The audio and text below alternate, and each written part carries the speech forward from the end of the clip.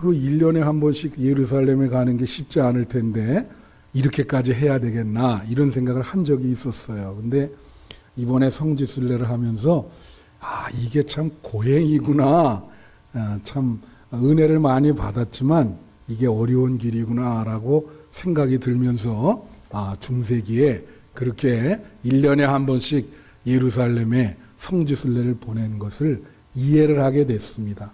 여러분도 이제 시간이 있으면 성지순례 한번 다녀오는 것이 여러분의 믿음의 성숙에 도움이 되겠다 이런 생각을 하게 됐어요.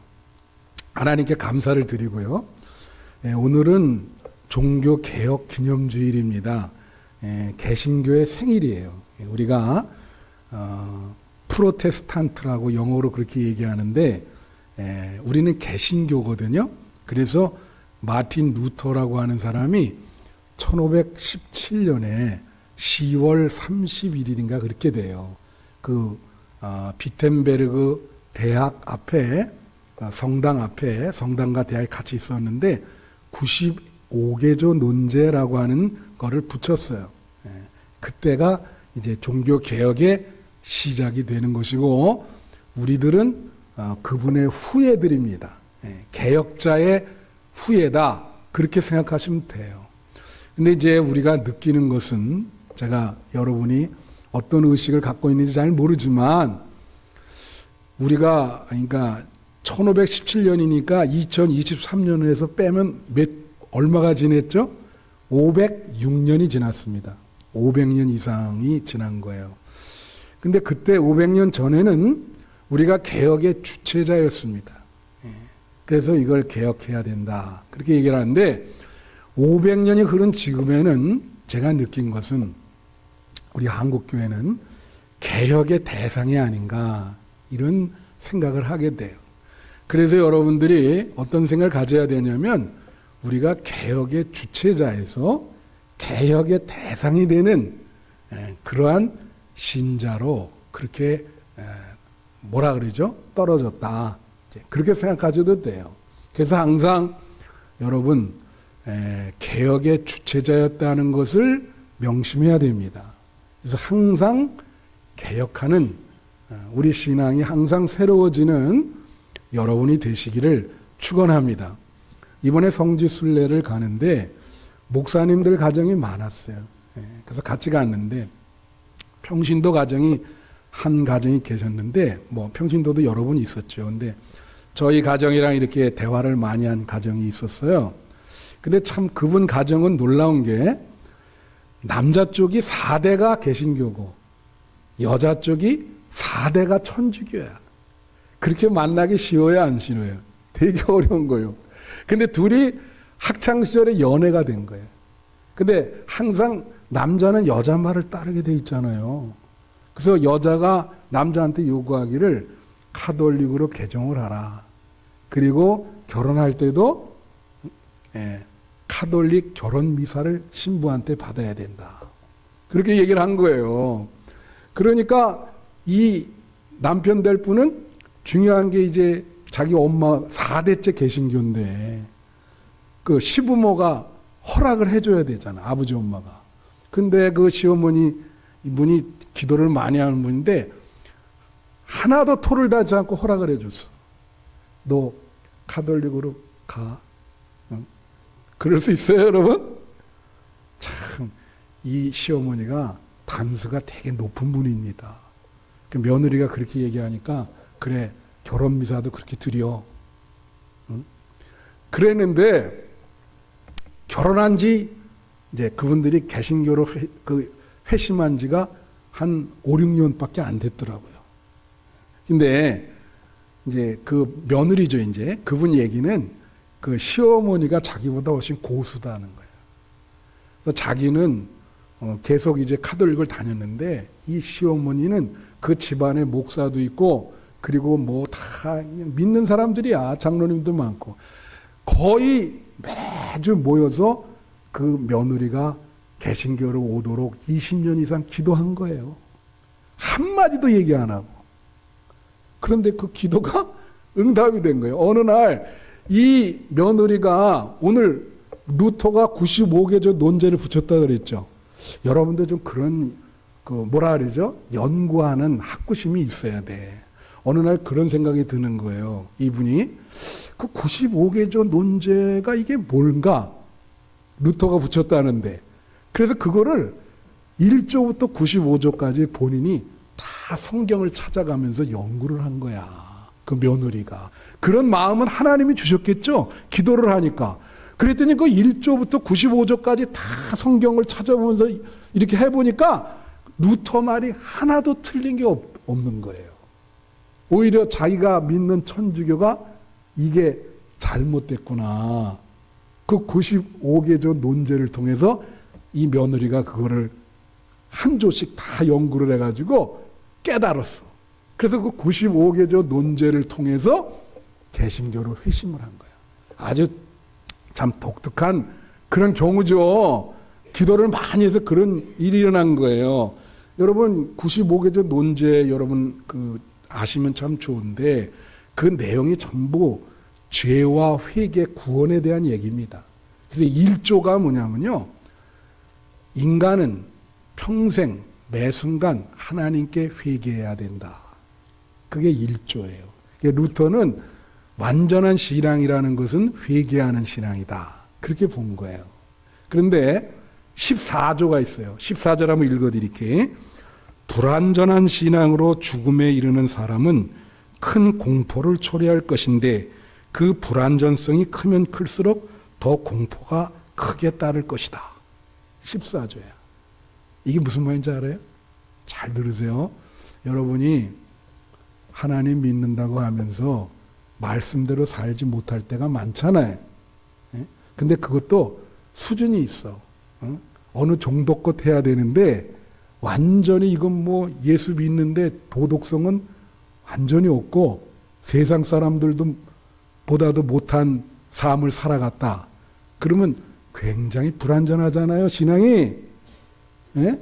그런 사람은 구원을 받을 수는 있는데 죽음에 이르기 전에 큰 공포가 임한다는 거예요.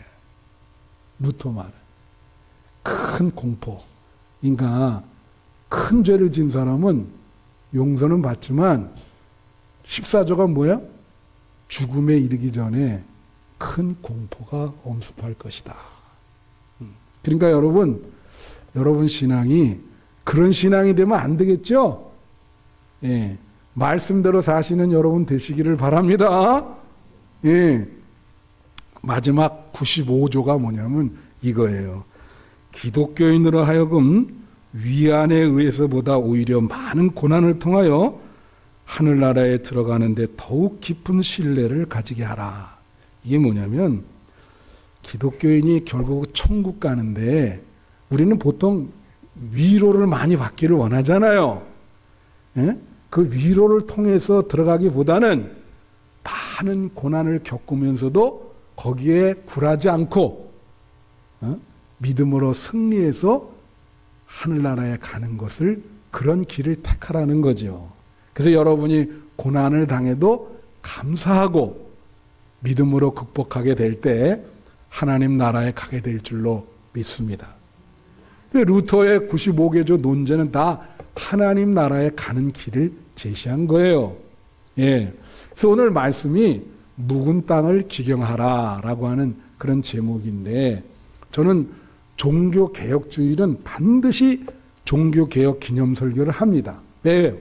우리 생일이기 때문에 우리가 거기서 탄생했어요. 종교개혁 기념주의, 종교개혁을 할 때 마틴 루터와 그 개혁자들이 내걸은 세 가지 표가 있습니다. 그게 뭐냐면 오직 말씀으로, 다시 따라하세요. 오직 말씀으로, 오직 은혜로, 오직 믿음으로. 예, 그 세 가지 표예요. 그래서 오늘은 말씀에 대한 이야기를 하고요. 다음 주는 은혜, 그 다음 주는 믿음에 대한 이야기를 하면서 종교개혁 기념주일 설교를 3번에 걸쳐서 여러분에게 하려고 하는 겁니다. 자, 그게 묵은 땅을 기경하라. 이게 오늘 호세아 10장 12절에 나오는 거예요. 여기 말씀을 한번 보시면 너희가 자기를 위하여 공의를 심고 인애를 거두라. 너희 묵은 땅을 기경하라. 지금이 곧 여호와를 찾을 때니 마침내 여호와께서 오사 공의를 비처럼 너희에게 내리시리라. 그렇게 얘기하고 있습니다. 여기서 제일 중요한 게 뭐냐면 묵은 땅을 기경하라는 거예요. 묵은 땅을 기경하라. 지금은 하나님을 찾을 때다.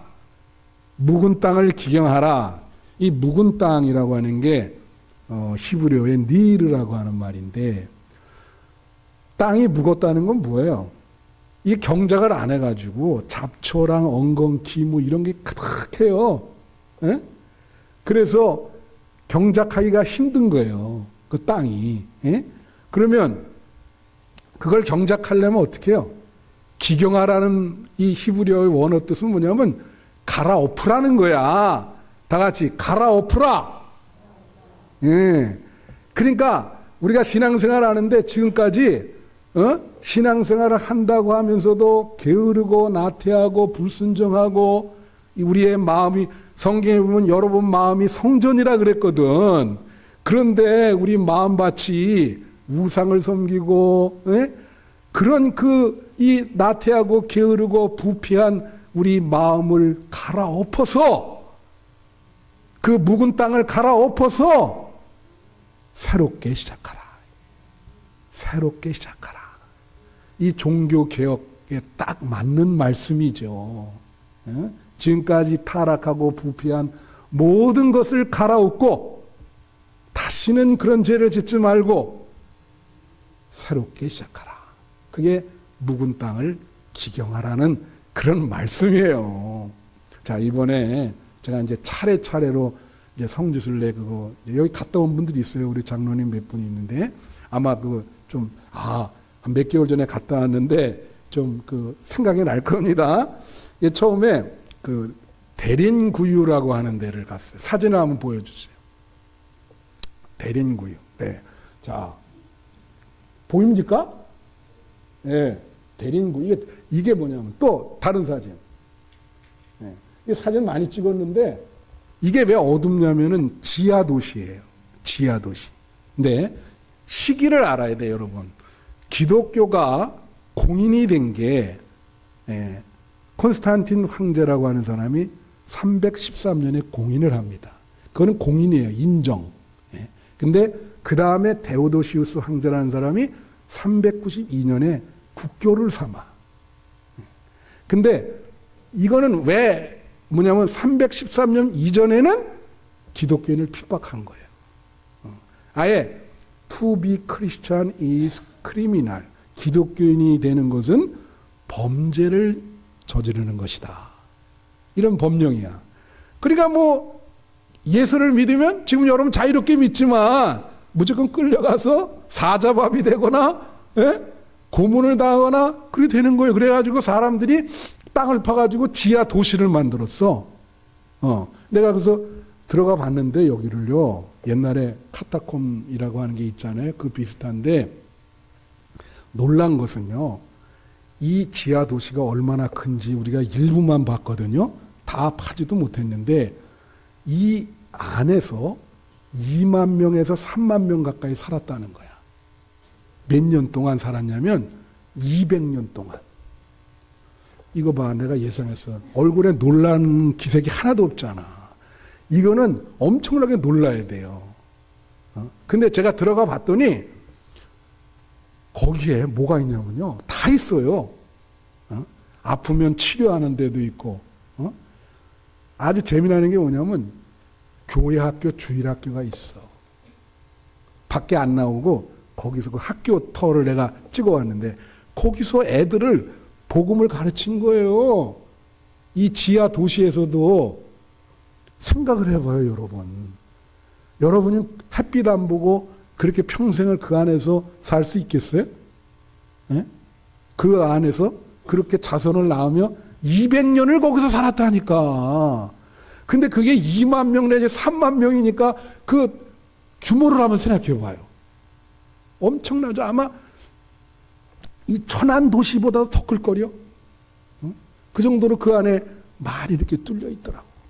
그래서 거기가 되게 좁아요. 뚱뚱한 사람 못 들어가겠더라고. 나도 등치가 커가지고 잘못하면 폐쇄공포증 걸리는데 그래도 그걸 다 둘러봤어요. 아주 은혜가 된 거예요. 그래서 이렇게 신앙을 지켰다 우리 선배들이 목숨을 걸고. 무슨 말인지 알아요? 근데 여기서는 은혜를 많이 받았는데 그 다음에 어디를 갔냐면 성 소피아 성당이라는 데를 갔습니다. 보여주세요 한번. 성 소피아 성당. 자, 우선 요거 하나만 먼저 보여줄게. 이게 이제 다 터키에 있는 거예요. 터키에. 트리키에. 근데 거기가 성경에 보면 이게 소아시아입니다.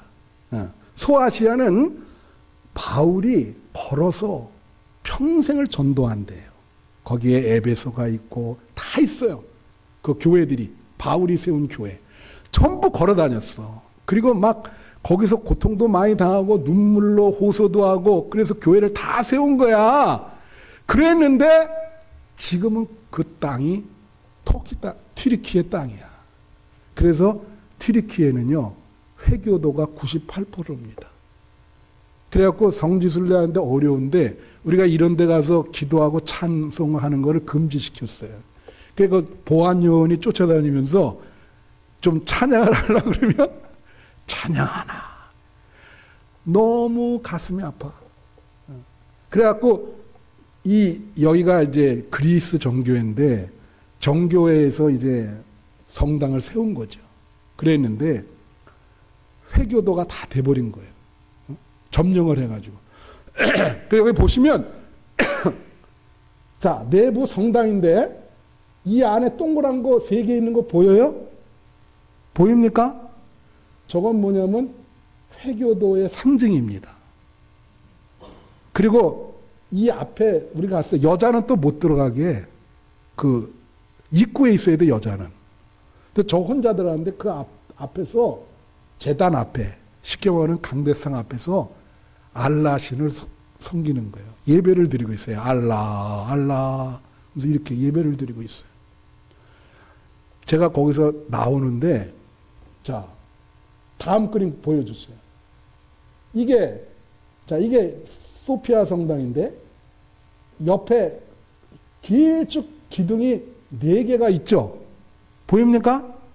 이 기둥이 있는 것은 회교 사원에만 있는 거예요. 기독교는 저렇게 안 해요. 모든 회교 사원은 저렇게 어떻게 해요? 다 세워요. 그러니까 교회 위에 아니 자기네 걸 세우려면 교회를 그러면 차라리 무너뜨리고 세우든가 교회를 그냥 놔두고 그 안에 들어가면 이런 그 벽화라든가 많거든요. 예수님 그걸 다 이렇게 회치를 해버렸어요. 다 이렇게 싹 그리고 저렇게 세워놓고 그 안에 그걸 보는데 내가 나왔거든요. 그거 보고 너무 가슴이 미어지더라고요. 이거는 이런 거예요. 기독교도의 몸에 회교도의 몸이 덮친 거죠. 영적으로 간음을 한 거지. 그냥 그 사도 바울이 다 다니면서 이렇게 해놓은 건데 그 나오는데요. 너무 가슴이 미어져 가지고 어떻게 이렇게 해놓을 수가 있나. 눈물이 다 나더라고. 그러면서 우리를 한번 생각했어요. 우리의 신앙이 그죠? 여러분 마음에 지금 마음이 성전이라 그랬는데 그 안에 뭐가 들어가 있습니까? 여긴 지금 교회당 안에 회교도 알라신이 들어가 있어. 교회당 안에. 그러니까 얼마나 가슴이 미어져요. 그렇게 전도를 했는데 사도 바울이. 여러분 마음 안에는 마음이 성전이라 그랬는데 뭐가 들어있냐고. 뭐가. 우상이 들어있습니까? 뭐가 들어있어요 여러분 마음 안에. 영적으로 간음을 하십니까? 그래서 여기서 제가 무릎 꿇고 이 모습을 보면서 이 회칠한 무덤이라 그러잖아요. 주님 이걸 어떻게 하면 좋겠습니까? 그런 마음을 갖게 됐어. 그래서 그 소아시아가 다 똑같아요. 회교도가 다 그렇게 해놔가지고 바울이 그렇게 전도한 데를 다 이런 식으로 해놓은 거예요. 얼마나 가슴이 아픕니까? 여러분 사도 바울이 일평생 걸어다니면서 전도한 거 아시잖아요. 예. 그게 이렇게 다 돼 있다는 것을 여러분 아셔야 됩니다. 예. 그래서 그 땅을 위해서 기도를 해야 되고. 그래서 저는 이걸 보면서 이제 묵은 땅을 기경하라 말씀에 대한 이야기인데, 그 묵은 땅을 기경하라는 것은 여러분의 마음을 영적으로 깨트리라는 거예요. 말씀을 받아들이기에 여러분 마음이 가난하고 부드럽게 하라. 교만한 마음을 없애고 하나님의 말씀을 잘 받아들이라는 거죠. 여러분 그때 로마 카톨릭 당시에 개혁하기 이전에 하나님의 말씀의 의미가 성도들에게 잘 전달되지 않았어요. 여러분 잘 다시피 로마서에 보면 믿음은 말씀을 들음으로 난다 그랬습니다. 근데 말씀을 잘 듣지 못하니까 그 믿음이 잘못된 믿음이 되지요. 그러다 보니까 타락을 하게 되는 거예요. 왜 두 가지 원인이 있었느냐? 하나의 원인은 라틴어를 썼습니다.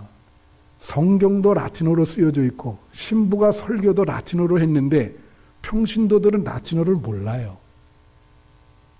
무슨 얘기를 하는지 하나도 모르는 거야.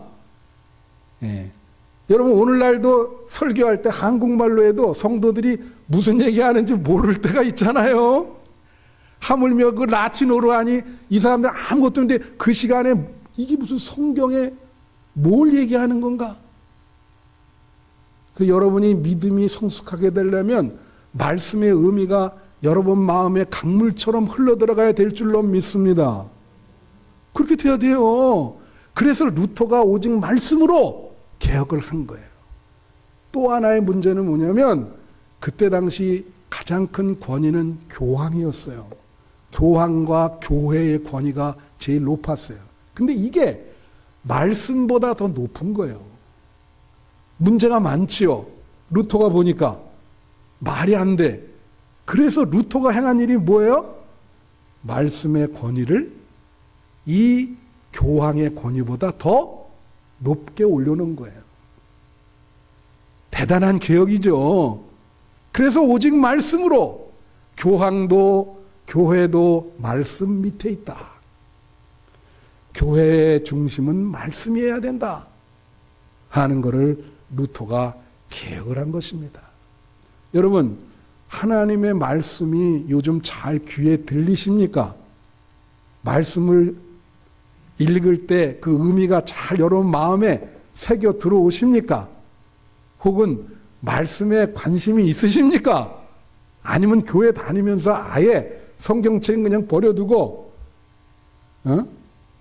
그냥 말씀과 상관없이 교회를 다니시는지 한번 생각을 해볼 필요가 있지요. 여러분 철로 역정을 쓴 존 버년이라는 사람이 나중에 이제 큰 믿음을 가진 사람이 됐잖아요. 그는 처음부터 그런 사람은 아니었어요. 교회 열심히 다녔는데 어느 날 이런 생각이 들었습니다. 내가 이렇게 교회 열심히 다니는데 아직도 하나님이 살아계시다는 확신이 없는 거예요. 믿음이 자꾸 흔들리는 거야. 왜 그럴까? 그래서 이렇게 성경을 보다가 마태복음 13장 19절을 읽게 됐어요. 그 마태복음 13장 19절에 보면 이런 말씀이 있습니다. 아무나 천국 말씀을 듣고 깨닫지 못할 때는 악한 자가 와서 그 마음에 뿌려진 것을 빼앗나니 이는 곧 길가에 뿌려진 자요. 이게 무슨냐면 천국 말씀을 듣는데 깨닫지를 못해. 그 이유가 악한 자가 와서 그 마음에 뿌려진 씨를 가져간다는 거야. 그럼 악한 자는 뭡니까? 사탄이죠. 그 말씀이 뿌려졌는데 그걸 다른 번에 새가 와서 그걸 먹는단 말이에요. 그래서 말씀이 없어요. 텅 비어 있어요. 그렇게 되면 큰일이죠. 자기 상태가 그렇다고 생각을 한 거예요. 그 다음부터 이 존 버녀는 말씀을 아주 잘 경청하게 됐고 매일 말씀을 읽게 됐고 그래서 말씀 중심의 신앙이 됐고 말씀을 깨달으면서 믿음의 성숙을 이루어가지고 철로 역정이라고 하는 귀한 책을 쓰게 된 겁니다. 할렐루야. 여러분도 그렇게 할 수 있어요. 그래서 여러분 말씀이 잘 들려지기를 축원해요. 여러분의 신앙의 중심에 말씀이 있어야 되는 거예요. 그게 개혁자의 후예들이 그렇게 해야 되는 거예요. 개혁자의 정신입니다. 여러분 그 광야라고 하는 히브리어의 광야 생활이 있잖아요. 광야를 히브리어로 미드바르라 그래요. 미드바르, 광야. 다 같이 미드바르 해보세요. 예, 그게 광야라는 말인데 이 말이 참 묘해. 왜 묘하냐? 미라고 하는 말은 전치사예요. 영어로 말하면 from인데 부터라는 말이야. 근데 디바르라는 말은 뭐냐면 말씀이라는 말이요. 그러니까 이 부터와 말씀을 붙여가지고 그러니까 그 뜻은 뭐냐면 말씀으로부터 시작한다. 말씀으로부터 그걸 합쳐놓은 게 뭐라고요? 광야. 여러분 중동이나 이런 데 가면 광야가 많습니다. 광야는 잘 들으세요. 광야라고 하는 것은 성경에서 인간이 살기 힘든 데가 아니라 인간이 살 수 없는 데예요. 살기 힘든 데랑 살 수 없는 데랑은 차이가 큰 거예요. 인간이 절대 살 수 없어요. 그런데 그 광야 생활, 이스라엘 백성이 광야 생활 40년을 했잖아요. 어떻게 했습니까? 인간이 살 수 없는 데지만 하나님의 은혜로 40년을 사는 거예요. 할렐루야. 어떻게 하나님이 은혜를 주셨죠? 먹는 거 하늘에서 만나를 내려주시고 그 땅은 열매가 날 수 있는 땅이 아닌데 낮에는 구름기둥 밤에는 불기둥으로 인도해 주셨어요. 그래서 그 말씀 하나님의 은혜로 광야를 지나가게 됐지요. 네. 그래서 여러분 하나님이 귀 쓰시는 분들은 다 광야 생활을 경험하게 하죠. 모세도 40년 동안 어떻게 해요? 광야 생활했습니다. 예수님은 어땠습니까? 여러분 복음서에 보면 40일 동안 광야에서 시험을 받잖아요. 그럴 때 마귀가 시험하는데 예수님이 뭐라고 얘기했어요? 사람은 떡으로만 살 것이 아니요 말씀으로 살아야 할 것이다. 할렐루야. 이게 기독교인에게 중요한 거예요. 따라해 보세요. 사람은 떡으로만 살 것 아니요 하나님의 말씀으로 살 것이다. 여러분 그렇게 살고 계세요? 그 예수님의 말씀이야. 광야에서. 그죠? 그래서 여러분 광야라고 하는 것은 인간이 살 수 없는 데라 그랬어요. 근데 하나님의 말씀을 붙들고 있으면 살아갈 수 있다는 거야. 그렇죠? 응? 여러분 어디를 가더라도 아골골짜기이다. 여러분이 살고 있는 상황이 정말 광야와 같다 하더라도 하나님의 말씀을 들을 수 있으면 우리는 살 수 있습니다. 말씀의 힘이 그렇게 큰 거예요. 제가 대신방을 하거나 이렇게 뭐 어떤 교인 집에 개인 기도실이 있어요. 그 기도실에서 기도한다 그래요. 여러분 기도는 말씀을 듣는 거예요. 그죠? 네? 말씀이 들리는 데가 어디입니까? 교회입니다. 그리고 개인적으로 골방에서 묵상을 통해서 말씀을 들어요. 그리고 우리는 어떠한 어려운 일을 경험하더라도 하나님의 말씀이 들리고 그 말씀이 살아있는 한 우리는 어떤 곳에서도 하나님의 은혜로 살아갈 수 있다는 것을 명심해야 돼요. 그래서 루터가 종교개혁을 할 때 오직 말씀으로, 오직 말씀으로, 기독교인은 말씀에 생명을 걸어야 된다. 여러분, 질병에 걸려서 나을 수 있는 것도 말씀을 통해서 나을 수 있습니다. 절망한 사람을 일으켜 세우는 것도 하나님의 말씀입니다. 교회를 부흥시키는 것도 하나님의 말씀이에요. 사업이 어려워져서 그걸 다시 일으켜 세우는 것도 하나님의 말씀입니다. 여러분의 앞길을 인도하는 것은 하나님의 말씀입니다. 이 말씀에 생명을 거는 것이 개신교인이에요. 이걸 명심하시고 오늘도 여러분 어떠한 어려운 상황에서라도 하나님의 말씀을 들으셔야 돼요. 하나님의 말씀이 들릴 수 있다면 여러분이 어떠한 어려운 상황이라도 살아갈 수 있다고 하는 것을 명심하시고 여러분의 신앙을 잘 지키는 여러분이 되시기를 축원합니다.